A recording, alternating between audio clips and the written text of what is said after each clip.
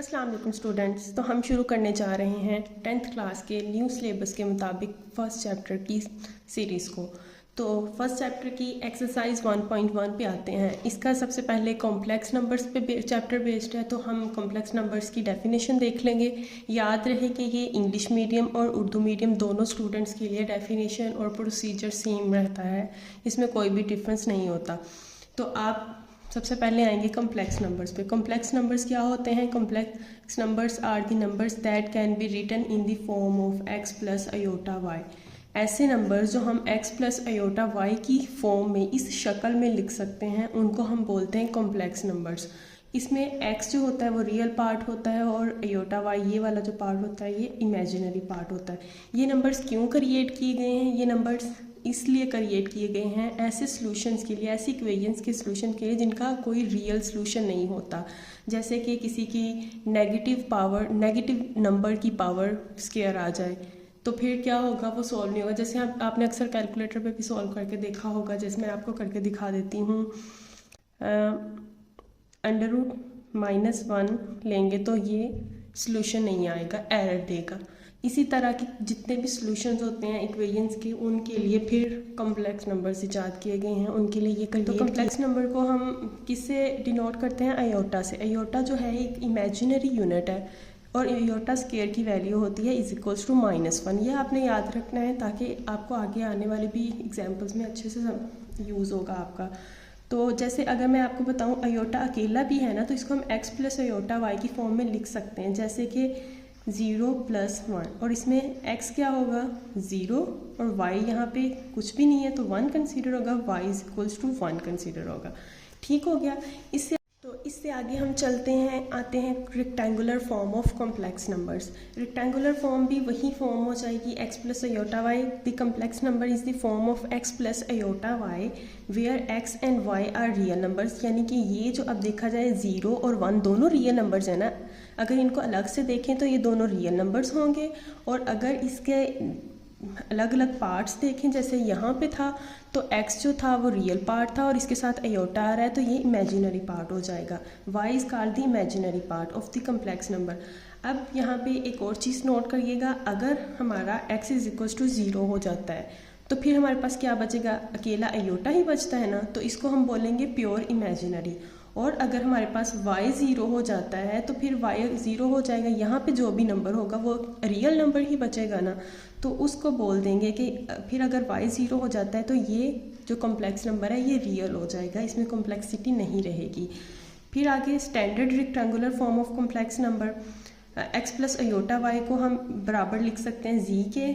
इसको डिफ़ाइन करने के लिए हम इसको z की फॉर्म में लिख देते हैं ताकि हम इसको अच्छे से एक्सप्लेन कर सकें। जैसे कि अगर मैं कह दूं कि x is the real number of z, real number of z यानी कि x प्लस अयोटा y में से जो रियल नंबर होगा वो होगा x, ठीक है। और इसी में से अगर जो इमेजिनरी नंबर होगा वो होगा y = imaginary number of z। अगर हम z को डिफ़ाइन ऐसे करते हैं तो हम कहेंगे z का जो x है वो रियल नंबर है और y जो है वो इमेजिनरी नंबर है। आगे ये आपको एग्जांपल भी दी गई हुई है कि रियल नंबर ऑफ 5 - 7 अयोटा में से क्या है, तो वो 5 आ जाएगा और इमेजिनरी नंबर पूछा जाएगा तो -7। याद रहे कि इसके साथ या इसके साथ यहाँ पे कोई भी सिग्नेचर, जैसे कि रियल नंबर -5 होता तो फिर इधर भी -5 होना था, इसी तरह यहाँ पे -7 था तो -7 इमेजिनरी पार्ट आ गया। अब आगे देखें टू कॉम्प्लेक्स नंबर्स z1, आगे आ जाएगा इक्वालिटी ऑफ कॉम्प्लेक्स नंबर। तो दो कॉम्प्लेक्स नंबर तब ही इक्वल होंगे जब z1 और z2 में रियल पार्ट दोनों का, z1 का x1 x2 बराबर होगा और इमेजिनरी पार्ट y1 y2 के बराबर होगा, तो तभी दो कॉम्प्लेक्स नंबर जो है वो इक्वल कहलाएंगे। जैसे कि मैं एक आपको एग्जांपल दे दूँ, z1 हमारे पास है 2 + 5 अयोटा और z2 है 2 + 5 अयोटा। देखो अगर इसका ये 2 इस 2 के बराबर होगा, 2 = 2 होगा, रियल पार्ट के इक्वल होगा और इमेजिनरी पार्ट 5 = 5 के होगा, ये दोनों बराबर होंगे तब ही हम इसको बोलेंगे कि ये दोनों कॉम्प्लेक्स नंबर्स बराबर हैं। तो इधर एक एग्जांपल है, बहुत इंपॉर्टेंट एग्जांपल है, आपकी एक्सरसाइज में दी गई हुई है बुक की। तो ऐसी एग्जांपल्स हमेशा पेपर के लिहाज से इम्पोर्टेंट होती है, तो आप इसको ज़्यादा नोट कर लीजिएगा। हमें दिया गया है दो कम्प्लेक्स नंबर्स जो कि इक्वालिटी साइन होल्ड करते हैं, यानी कि उसने बता दिया है कि ये दोनों कम्प्लेक्स नंबर्स इक्वल हैं। तो उन्होंने कहा है कि find the value of x and y, y और एक्स की वैल्यू हमने मालूम करनी है। तो जब ये दोनों इक्वल हैं, हमने ऊपर ही पढ़ा है कि रियल पार्ट ऑफ इसका इसके रियल पार्ट के बराबर होगा और इमेजिनरी पार्ट के बराबर होगा। याद रहे यहाँ पे उन्होंने थोड़ा सा कम्प्लेक्स क्वेश्चन दिया हुआ है, जैसे कि ये इतना हिस्सा हमारे पास है रियल पार्ट और ये इसके साथ आयोटा आ रहा है ना, तो ये हमारे पास इमेजिनरी पार्ट है। कंफ्यूज नहीं होना दो वैल्यूज़ देख के।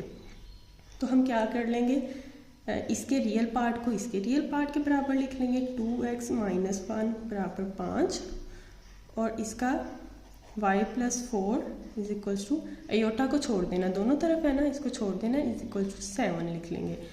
तो y 7 - 4 y = 3 आ जाएगा y की वैल्यू। और इसी तरह यहाँ से x की वैल्यू निकाल लें, ये माइनस उधर जाके +1 हो जाएगा। 2x = 6 और x = 3। ये x और y का हमारे पास आंसर आ जाएगा। तो फिर नेक्स्ट आ जाते हैं हम एक्सरसाइज 1.1 पे, जहाँ पे हमें आयोटा की डिफरेंट पावर्स दी गई हुई हैं और हमने आयोटा की डेफिनेशन को यूज़ करते हुए उसको सॉल्व करना है। तो हमें पता है, सबसे पहले ये अपने जहन में रख लेना, हमें पता है आयोटा स्क्वायर = -1। तो एक्सरसाइज करने से पहले मैं आपको एक थोड़ा सा कॉन्सेप्ट रिवाइज करवा दूँ। जैसे हमारे पास फैक्टर्स होते थे 2 × 2 × 2 × 2, तो हम इसको लिख सकते हैं 2 की स्क्वायर पावर्स में, ये 2 हो जाएंगे, ये 2 और ये 1 वैसे ही रह जाएगा। इसी तरह हम इसको 2 की पावर 4 × 2 भी लिख सकते हैं, या फिर हम अपने अकॉर्डिंगली इसकी पावर 2 और 2 को अलहदा भी कर सकते हैं। हमारी अपनी जो भी रिक्वायरमेंट होगी क्वेश्चन, हम उसके मुताबिक इसको ब्रेक डाउन कर लेते होते हैं। ये बात तो आपको प्राइमरी मैथ्स में पता ही है। तो अब आते हैं एक्सरसाइज के पहले क्वेश्चन पे, जहाँ पे आयोटा की पावर 5 दी गई हुई है। हमने क्या करना है, आयोटा को किसी ऐसी फॉर्म में लिखना है जहाँ पे आयोटा स्क्वायर की वैल्यू हम उसके अंदर पुट कर सकें। तो हम इसको क्या करेंगे, इवन पावर में, हमने हमेशा को करना क्या है, इसको इवन पावर में ब्रेक कर लेना है और एक बचता हुआ तो उसको साइड पे लिख लेना है। अगर तो पहले से इवन है तो फिर तो ब्रेक करने की ज़रूरत ही नहीं है। तो इसका क्या करेंगे, हम आयोटा की पावर 4 1 कर लेंगे और डॉट, इस डॉट का मतलब मल्टीप्लाई ही है, और एक अयोटा अलहदा कर लिया और 4 अलहदा कर लिया। फिर इसको क्या करना है, 4 की पावर को हम लिख सकते हैं आयोटा स्क्वायर की स्क्वायर, जैसे मैंने आपको अभी एक्सप्लेन भी किया। तो हमें क्या पता था, आयोटा स्क्वायर = होता है -1 के, तो -1 का स्क्वायर लिखा और डॉट आयोटा साथ में वैसे ही आ गया। किसी भी नेगेटिव की पावर अगर स्क्वायर हो तो माइनस माइनस प्लस हो जाता है, कोई भी इवन पावर आएगी तो जो साइन है नेगेटिव वो पॉजिटिव हो जाएगा। तो 1 का स्क्वायर 1 ही होता है और आयोटा बच गया, तो आंसर क्या आ गया हमारे पास, आयोटा। इसी तरह कुछ क्वेश्चन यहाँ पे मैंने सॉल्व किए हुए हैं, कुछ मैं आपको अभी करके दिखा दूँगी। जैसे 27 आयोटा की पावर -26 है, तो इसका क्या आ जाएगा, 27 वैसे ही आ जाएगा, लेकिन पावर माइनस में है तो इसका मतलब है हम इसको फ्लिप कर देंगे, पावर नीचे आ जाएगी। हम आयोटा को 1/26 लिख देंगे। जब पावर माइनस में है इसको पॉजिटिव करने के लिए हम डिवाइड में ले जाते हैं, अगर नीचे माइनस हो तो हम उसको पॉजिटिव करने के लिए ऊपर ले जाते हैं। तो 27 वैसे ही आएगा और 26 को 2 में ब्रेक कर सकते हैं ना, आयोटा की पावर 2 लिखें तो बाई 13 आ जाएगा। फिर 27 आयोटा की पावर स्क्वायर की जगह पे आंसर क्या आएगा, -1 और इसकी पावर 13 अब ओड पावर है ना, तो यानी कि -1 ही रहेगा। आप माइनस को 13 टाइम्स करके देख लीजिएगा, minus minus plus plus minus minus, इस तरह जब 13 पावर पे आएगा तो -1 ही आंसर आएगा। तो 27/-1, तो इसका आंसर आ जाएगा -27। इसी तरह ये वाला क्वेश्चन यहाँ पे जगह कम है तो इसको मैं अलहदा से करके दिखा देती हूँ। माइनस आयोटा की पावर -19, अब इसकी पावर भी -19 है तो इसको हम ब्रेक नीचे ले आएंगे फ्रैक्शन के, 1 माइनस आयोटा की पावर, तो हमारे पास क्वेश्चन क्या है, माइनस अयोटा की पावर -19। अब माइनस पावर है तो इसको हम फ्लिप करवा लेंगे, यानी कि इस सारे को फ्रैक्शन के नीचे ले आएंगे। 1 ओवर माइनस अयोटा की पावर 19, पावर जो है पॉजिटिव हो जाएगी। अब हमने क्या करना है, 1 ओवर माइनस अयोटा, अब इसकी पावर को हमने इवन नंबर में किसी ऐसे नंबर में ब्रेक करना होता है ना जिसको हम 2 से मल्टीप्लाई कर सकें। तो 19 तो 2 के साथ मल्टीप्लाई नहीं हो सकता, तो हम इसको 18 अलहदा कर लेंगे और 1 अयोटा अलहदा कर लेंगे। अब क्या लिख सकते हैं, 18 को 2 मल्टीप्लाई बाय 19 लिख सकते हैं, 2 मल्टीप्लाई बाय 9 और अयोटा साथ में वैसे ही आ जाएगा। अब 1 ओवर माइनस, और अब अयोटा स्केयर की जगह पे हम क्या पुट कर देंगे, iota square is equals to -1 और होल की पावर हमारे पास क्या है 9 डॉट अयोटा साथ में वैसे ही आ जाएगा जो हमने सेपरेट किया था। फिर माइनस और माइनस अंदर +1 हो जाएगा और इसकी पावर 9 अयोटा। तो पावर 9 हो या जो भी हो, क्योंकि हमारे पास पॉजिटिव 1 है तो 1 की जितनी मर्जी पावर्स लेते जाएं तो 1 ही आ जाएगी, यानी कि 1 ओवर अयोटा बच गया। अब चाहें तो हम आंसर को यहाँ पे भी कंक्लूड कर सकते हैं। जब भी अयोटा फ्रैक्शन में आता है तो उसको सॉल्व करने के लिए हम इसके कंजुगेट के साथ मल्टीप्लाई कर सकते हैं। मैंने आपको एक चीज़ पहले ही बताई थी, हम इसको लिख सकते हैं 0 प्लस अयोटा। अगर हम इसको कहें कि x प्लस वाई की फॉर्म में, x प्लस अयोटा वाई की फॉर्म में तब्दील करना हो तो। इसी तरह इसका कंजुगेट क्या होगा, 1 ओवर अयोटा का कंजुगेट क्या होगा, इसके कंजुगेट के साथ डिवाइड भी कर देना होता है और मल्टीप्लाई भी कर देना होता है। तो अब अयोटा ऊपर माइनस अयोटा ही रह जाएगा, नीचे मल्टीप्लाई करेंगे तो माइनस अयोटा का स्केयर आ जाएगा। माइनस अयोटा और माइनस अयोटा स्केयर की जगह पे -1, तो माइनस अयोटा ओवर +1, तो आंसर हमारे पास है माइनस अयोटा और यही हमारा इस प्रॉब्लम का आंसर है माइनस अयोटा। ठीक हो गया। नेक्स्ट क्वेश्चन आप ये देख लीजिएगा, ये 16 था तो इसको हमने 2 मल्टीप्लाई बाय 8 में ब्रेक कर लिया, अयोटा स्केयर की जगह पे -1 आ गया, 8 बाय पावर इवन थी तो इवन ने माइनस को पॉजिटिव कर दिया तो 1 आंसर आ गया। इसी तरह यहाँ पे पावर और थी तो पहले हमने 10 और 1 को अलहदा किया, इसमें से 4 और 1 को अलहदा किया, फिर 2 मल्टीप्लाई बाय 5 हो गया ताकि हम अंदर स्केयर ले सकें। हमारा मकसद क्या होता है, हमेशा अयोटा की पावर पॉसिबल हो तो हमने अंदर स्केयर बना लेनी है ताकि हम उसकी वैल्यू पुट करके उसको इजीली सिंप्लीफाई कर सकें। तो ये भी इस तरह सॉल्व हो गया, ये भी सिंपल सा क्वेश्चन था।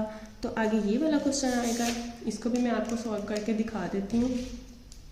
इसकी भी पावर माइनस थी तो पॉजिटिव पावर करेंगे तो नीचे वाला ऊपर चले जाएगा और ऊपर वाला नीचे, तो अयोटा की पावर 5 ऊपर चला जाएगा और अयोटा की पावर 8 नीचे आ जाएगा और जो ये वाली पावर है ये प्लस हो जाएगी, +5। अब क्या करना है, 5 को हमने ऊपर वाले क्वेश्चंस की तरह अयोटा को 4 में और 1 में तब्दील कर दिया और ये 8 था तो ये इसको हम 2 और 4 में तब्दील, 2 4 बार 8 होता है ना, तो इसको सिंपली हम चेंज कर सकते हैं।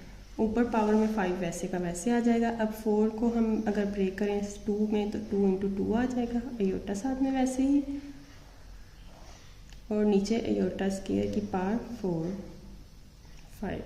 अयोटा स्केयर की दोनों को जगह पे वैल्यू पुट कर देंगे, स्केयर अयोटा आ जाएगा और इधर अयोटा की जगह पे -1 आ जाएगा और पावर 4 आ जाएगी और ऑन दी होल पावर 5। इसको हम लिख सकते हैं, ये -1 की इवन पावर है तो ये पॉजिटिव हो जाएगा तो अयोटा अकेला रह जाएगा, ये भी इवन पावर है तो पॉजिटिव हो जाएगा, 1 ही आ जाएगा और पावर 5। हमारे पास क्या बच जाएगा, अयोटा 5। अयोटा 5 को फिर हम ब्रेक कर लेंगे अयोटा 4 और अयोटा 1 में, अयोटा स्केयर की स्केयर आ जाएगी और साथ में अयोटा वैसे ही। अब अयोटा स्केयर की जगह पे -1 का स्केयर और डॉट अयोटा आ जाएगा, -1 का स्केयर 1 होता है, 1 डॉट अयोटा आ जाएगा और इसका आंसर अयोटा ही आ जाएगा। यहाँ तक आपको क्लियर हो गया होगा। हमारी एक्सरसाइज का 2 क्वेश्चन नंबर है जिसको उन्होंने कहा है कि write in the form of iota. तो अयोटा की फॉर्म में हमने लिखना है, अयोटा हमारे पास अयोटा स्केयर हमें पता है -1 के इक्वल होता है और अगर इसको हम स्केयर रूट लेके इसका स्केयर ख़त्म करें तो अयोटा सिंगल हमारे पास हो जाएगा √-1 के, ये इसके साथ कैंसिल हो जाएगा तो अयोटा इज इक्वल्स टू -1 इसके आ जाएगा। तो हमने इसको अयोटा की फॉर्म में बनाना है तो हमने सबसे पहले क्या करना है, 2 + 4 मल्टीप्लाई बाय -1 इसका अलहदा कर देना है। अब हम इसको ऐसे लिख सकते हैं 2 प्लस √4 और √-1। इससे कोई फ़र्क तो नहीं पड़ेगा ना, ये अंदर भी मल्टीप्लाई हो रहे थे और अलहदा स्क्वायर रूट लगा के फिर भी मल्टीप्लाई हो रहे हैं। अब इस -1 की जगह पे हम अयोटा लिख सकते हैं, तो हमारे पास आंसर आ जाएगा 2 + 4 और इस -1 की जगह पे हमारे पास आ जाएगा अयोटा। ठीक हो गया। इसी तरह हम अगले क्वेश्चंस को भी कर लेंगे। ये वाले मैंने आपको 2 कर दिए हैं, ये आपको करके दिखा देती हूँ। Might be looks tough for you. इसमें 16 अलहदा और -1 अलहदा और नीचे 5 अलहदा। -1 की जगह पे अयोटा आ जाएगा, 16 अयोटा ओवर 5 + 2/5, तो ये इसका आंसर आ जाएगा। अब नीचे आ गया है सेम क्वेश्चन जो आपको एग्जाम्पल पहले भी करवाई थी। उन्होंने कहा है find the values of x and y। Find x and y करना है जबकि हमें 2 कम्प्लेक्स नंबर्स बराबर दिए गए हैं। इसमें भी अयोटा है, इसमें भी अयोटा है और ये रियल नंबर है इसका, ये भी रियल नंबर है। तो क्या होगा, रियल पार्ट इसके रियल पार्ट के बराबर हो जाएगा और इसका इमेजिनरी पार्ट इसके इमेजिनरी पार्ट के बराबर हो जाएगा, जो कि हमने इक्वालिटी ऑफ कॉम्प्लेक्स नंबर्स में पढ़ा भी था। तो 2x + 5 = 1 हो जाएगा और y + 3 = 2 हो जाएगा। y = 2 - 3, y = 2 - 3 करेंगे तो -1 आ जाएगा, ये माइनस y की वैल्यू आ गई और x = 1 - 5 - 4, तो 2 दोनों तरफ डिवाइड होगा तो हमारे पास x = -2 आंसर आ जाएगा। यही इनके आंसर्स हैं। और इससे आगे मैं आपको अगर करवाऊँ तो ये क्वेश्चंस मैंने कर दिए थे। 3x + 2 जो है हमारा रियल पार्ट है, तो ये इसके रियल पार्ट के बराबर हो जाएगा और ये हमारे पास इमेजिनरी पार्ट है, तो ये इसके इमेजिनरी पार्ट के बराबर हो जाएगा। अब मैंने आपको कहा था कि इसका माइनस साइन ध्यान से रखना है। अगर यहाँ पे इमेजिनरी पार्ट के साथ कोई भी साइन है तो उसको भी लेना है।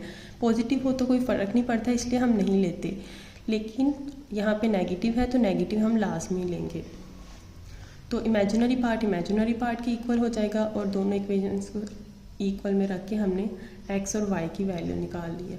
अगर हमें वो कह दे कि इनको कम्प्लेक्स नंबर की फॉर्म में रिप्रेजेंट भी करना है, वैसे इन्होंने इस एक्सरसाइज में कहा नहीं हुआ, लेकिन आप फिर भी कॉन्सेप्ट के लिए समझ लें कि x की जगह 1 आ जाएगा और प्लस इसके साथ कोई साइन नहीं है तो यानी कि प्लस होगा, +7 और अयोटा आ जाएगा, क्योंकि y हमारे पास इमेजिनरी पार्ट होता है और x जो है वो रियल पार्ट होता है, तो इसको इस फॉर्म में भी हम रिप्रेजेंट कर सकते हैं। नेक्स्ट जो है वो क्वेश्चन नंबर 3 है, जिसमें उन्होंने 2 + अयोटा। अब ये देख के आपने कंफ्यूज नहीं होना कि इधर भी अयोटा दिया हुआ इधर भी अयोटा दिया हुआ। इसको पहले हम इस फॉर्म में लेके आएंगे, कम्प्लेक्स नंबर की फॉर्म में लेके आएंगे, जहाँ पे अयोटा वाली वैल्यूज एक साइड पे कर देंगे और रियल नंबर वाली वैल्यू एक साइड पे कर देंगे। तो फिर सॉल्व करते हैं इसको। 2x + x iota +1 y -2y iota = 3 plus, इस पर कोई फ़र्क नहीं पड़ेगा, ये वैसे ही आ जाएगा। अब इधर से जो अयोटा के बगैर वाली वैल्यू, अब इसमें क्या करेंगे, रियल पार्ट को एक साइड पे कर लेंगे और जो इमेजिनरी पार्ट है अयोटा वाली वैल्यूज़ हैं उनको हम एक साइड पे करेंगे। x - 2y और दोनों में अयोटा कॉमन है तो वो हम कॉमन ले लेंगे। इधर आ जाएगा 3 + 4 अयोटा। ये अब वही फॉर्म बन गई है। तो इसमें हम क्या करेंगे, 2x + y = रियल पार्ट के इक्वल ले लेंगे और इमेजिनरी पार्ट x - 2y = 4 आ जाएगा। तो यहाँ पे हमारे पास जो है वो 2 इक्वेशंस की फॉर्म में आ जाता है, क्योंकि x और y दोनों एक ही इक्वेशन में है, तो हम इसको एक इक्वेशन का नाम दे देंगे, इसको 2 का, और इनको आपस में सॉल्व करने के बाद फिर हमें x और y की वैल्यू मिल जाएगी। जैसे कि हम क्या करेंगे, फर्स्ट को तो वैसे ही रहने देंगे 2x + y = 3 और इसको क्या करेंगे, मल्टीप्लाई बाय 2। ये आपको मैं बताती हूँ, इक्वेशन 2 को 2 से मल्टीप्लाई करना है, तो इसको मल्टीप्लाई कर देंगे तो क्या आ जाएगी, 2x - 4y = 8। इसको हमने इस तरह बैलेंस करना होता है कि कोई दोनों में से एक वेरिएबल जो है ना वो बराबर आ जाए, ताकि हम उसको एलिमिनेट कर सकें, उसको ख़त्म कर सकें। अब ये इनमें 2x बराबर हो गया, तो हम क्या करेंगे, वन इक्वेशन में से 2 को माइनस कर देंगे। 2x + y = 3, 2x - 4y = 8। इसको जब माइनस करेंगे तो ये कैंसिल हो जाएगा, इसको माइनस करेंगे तो साइन चेंज करना होता है, प्लस हो जाएगा, y और 5y आ जाएगा, और इसमें माइनस साइन करना होता है तो इसमें -5 आ जाएगा, 3 - 8 - 5, y = -1 आंसर आ जाएगा। और फिर हम इस वैल्यू को पुट करेंगे, पुट इन 1, 2x - 1 = 3, 2x 3 और ये -1 उधर जाके +1 हो जाएगा, 2x = 4 और x = 2, x की वैल्यू हमारे पास 2 आ जाएगी। तो ये हमारा थर्ड क्वेश्चन सॉल्व हो गया है। अब आप फोर्थ क्वेश्चन नंबर भी देख लें, ये भी बिल्कुल 3 के जैसा ही है, इसमें भी अयोटा और अयोटा लैदा दिए, मतलब अंदर ही दिया हुआ है। तो आपने क्या करना है, इसको पहले मल्टीप्लाई कर लेंगे, फिर अयोटा वाली वैल्यूज़ को अलहदा कर लेंगे और रियल पार्ट अलहदा कर लेंगे। अब ये हमारे पास रियल पार्ट हो गया है इस रियल पार्ट के बराबर, और ये इमेजिनरी पार्ट हो गया इसके बराबर। तो इसकी इक्वेशन x + 2y = इसके रियल पार्ट के इक्वल 4 हो जाएगी, और imaginary part -x + y, iota के साथ माइनस है जस्ट, तो ये -1 की इक्वल आ जाएगी। दोनों इक्वेशंस को ले लिया, दोनों इक्वेशंस में कुछ भी बैलेंस करने की ज़रूरत नहीं थी, क्योंकि इधर x और इधर -x ऑलरेडी था। तो फिर इन दोनों इक्वेशंस को हम ऐड कर देंगे, क्योंकि जब इसको और इसको जमा करेंगे तो ये इसके साथ कैंसिल हो जाएगा। अब देखिए, आपने इस बात से भी कंफ्यूज नहीं होना कि उसको तो माइनस किया था, इसको आपने सिर्फ वो सिचुएशन देखनी है कि क्या हम दोनों इक्वेशंस के साथ ऑपरेशन करेंगे कि हमारा एक वेरिएबल x या y दोनों में से एक वेरिएबल कैंसिल हो जाए, ताकि हमारे पास दूसरे वेरिएबल की वैल्यू आ जाए। तो यहाँ पे ये माइनस करने की ज़रूरत नहीं थी, क्योंकि साइन दोनों पे ऑलरेडी चेंज था। इन दोनों को अगर हम जमा करेंगे तो ये x और ये माइनस दोनों आपस में ऑलरेडी कैंसिल हो जाएंगे, और 2x + y = 3y हो जाएगा, और 4 - 1 3 हो जाएगा। तो यहाँ से हमारे पास y की वैल्यू आ गई, और y की वैल्यू को हमने इक्वेशन 1 में पुट किया तो x की वैल्यू भी आ गई। यहाँ पे हमारी एक्सरसाइज नंबर 1.1 कंप्लीट होती है। अगर आपका कोई भी क्वेश्चन हो तो आप कमेंट सेक्शन में पूछ सकते हो। Thank you so much.